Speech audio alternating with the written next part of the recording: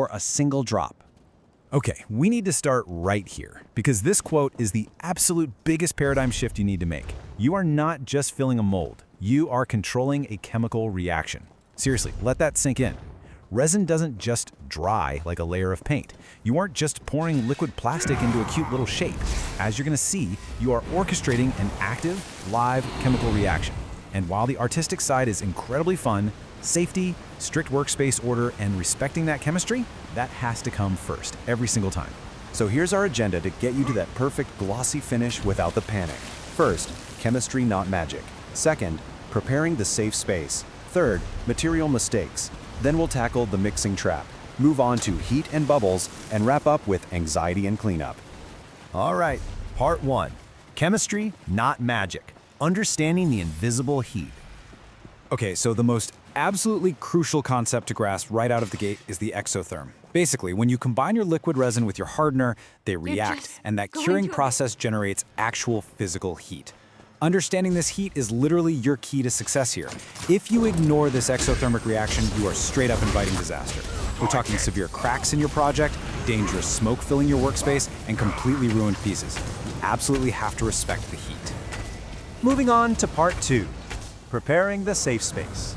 The ticking clock begins here.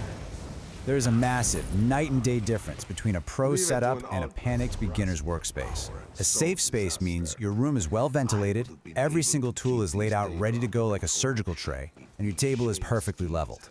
The danger zone, on the other hand, is when you mix your resin and suddenly realize, oh wait, I don't have my mixing sticks. Or your cat jumps on the table, or you've got a sandwich sitting right there. The exact second those two liquids touch, a countdown clock starts. Getting your workspace perfectly in order completely prevents panic while that clock is ticking.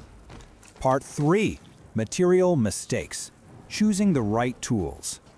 You know, novices often get incredibly ambitious with their molds right away. But let's be real for a second. You need to stick to silicone. Silicone is flexible, it's super forgiving for demolding, and it easily handles the slight movements that happen naturally during curing. Wood, though, wood is porous. It can absorb the resin, create leaks, and honestly, the worst part is that it retains that exothermic heat we just talked about. A wood mold can so easily trap a beginner into overheating their piece, leading to a bubbling, ruined mess. And actually, speaking of heat, this is probably the most crucial warning we'll cover today. Always read the label for the maximum thickness per pour. Seriously, never ignore this. Resin types are very distinct. Some are made for thin coats, others for deep pours. If you take a thin layer resin and just dump it entirely into a deep cup mold all at once, the heat buildup will be catastrophic. It can boil, turn yellow, crack, and even emit dangerous smoke. Always, always match your resin to the depth of your mold. All right, part 4, the mixing trap, strict ratios, and the double cup. This is where so many beginners ruin their projects before they even pour a single drop, all because they think they can just improvise the recipe. Never, ever guess the ratio. If the bottle says 1:1, it means exactly 1:1. And let's bust a massive myth right now. Adding extra hardener does not speed up the curing process. Nope, it'll just leave your piece permanently soft and sticky. Oh, and here's a pro tip for you. If you want to know exactly how much volume your mold holds, test it by filling it with water first. Just make absolutely sure the mold is 100% dry before any resin touches it, or, well, the resin is ruined. Once you've got your measurements perfectly dialed in, you need to use the double cup method. Step 1, mix slowly, making sure to scrape the sides and bottom of cup A. Step 2, pour that entire mixture into a brand new, completely clean cup B. And step 3, mix thoroughly all over again. This is a professional safeguard, and it's absolutely the best way to ensure that no unmixed, sticky material hiding in the corners of that first cup makes it into your final piece. Because it really all comes down to this simple truth. Many pieces turn out sticky, not because of bad resin, but because of a bad mix. Having patience during this deliberate, slow mixing phase is absolutely non-negotiable. Don't whip it fast like you're beating eggs, you'll just inject millions of microbubbles straight into your mix. Which brings us perfectly to part 5, heat and bubbles, managing the reaction safely. Okay, so the absolute best way to deal with bubbles is to prevent them from ever entering the mold in the first place. You do this by pouring in thin, controlled layers. Pour using a really slow, thin stream. And if you're adding porous items like dried flowers or wood, pre-seal them with a thin coat of resin first, otherwise they're just going to constantly release trapped air into your piece. Now, if you do use a heat gun or a torch to pop surface bubbles, keep it moving fast. Never hold it still in one spot or you will scorch the mold. Finally, when it comes to color, less is more. Don't overdose your resin with pigment because it can actually disrupt the chemical cure. Understanding the curing timeline is your secret weapon for pouring those thin layers. Your resin goes from a liquid state to a gel state. Now, this gel state is where it's sticky but no longer flowing around like water. This is exactly where you want to wait before pouring your next layers so they bond perfectly without overheating.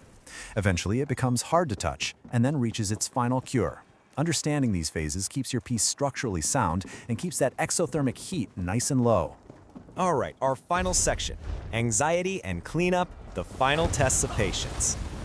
So, your piece is poured. Fantastic. Now come the absolute golden rules of the waiting period. Do not touch it, do not blow on it, and do not bump the table. Just cover it with a clean raised box to block dust from settling on it. And when it comes to cleanup, any tool that touches resin is now forever a resin tool. Don't ever mix them back in with your kitchen stuff. And absolutely never, ever, wash liquid resin down your kitchen sink. Honestly, beginner anxiety ruins more pieces than a lack of talent ever could. So just step away and let it cure for the full 24 to 48 hours. When it's finally time to demold, well, you might see some defects. Don't panic, let's diagnose the rookie mistake. If you see large bubbles, you probably mixed too fast or forgot to seal your dry flours. If you see cracks, you poured a layer way too thick and the heat built up. Sticky or bendy piece? That's a bad ratio, poor mixing, or you just demolded it way too early. And if your base is crooked, you totally forgot to level your table before you even started. To turn that cured test piece into a stunning, professional-looking product, you gotta finish it safely. If there are sharp edges, you'll need to sand them down. But safety first always. Wear a proper mask and prioritize wet sanding to keep hazardous resin dust out of the air. After sanding, a quick polish or a super thin top coat is gonna bring back that gorgeous glass-like shine, turning a rookie effort into a high-value piece. Ultimately, resin speaks to you. Every single defect, every bubble, or sticky patch is just teaching you exactly what you need to adjust for next time. You don't need magic to succeed here, you just need a reliable method. So get that safe space prepped, respect the chemistry, and really embrace the learning curve. What is your first piece going to tell you? Thanks so much for joining us on this explainer. Stay safe out there and happy crafting.